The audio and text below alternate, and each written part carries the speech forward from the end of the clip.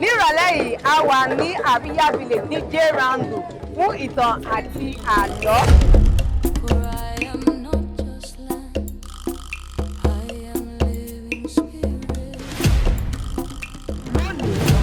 A sọ àlọ́ àpamọ̀ àti àlọ́ àpagbè. A kọ́ ìmọ̀ mọ́ ìmọ̀, a kọ́ ọgbọ́n mọ́ ọgbọ́n. Orúkọ mi ni Ọláìdé Àbẹ̀ní. Orúkọ mi ni Bàtúndé Ṣọlá. Ẹ káàbọ̀ sí ìtàn àti àlọ́.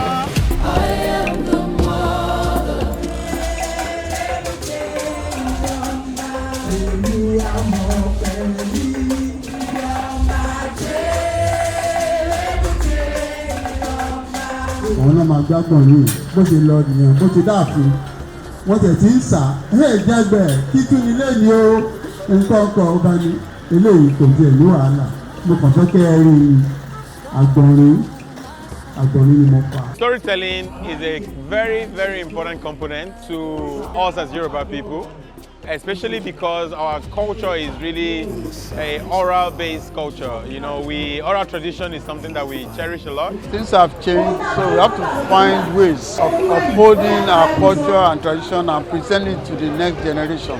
Having events that brings back this old tradition of storytelling is something that I feel like we are missing, and the younger people, the children of nowadays are not, experiencing that enough, and that's why we think an event like Itan àti àlọ́ here at the J-Round Center is something that we, for next year, we would love to do more often.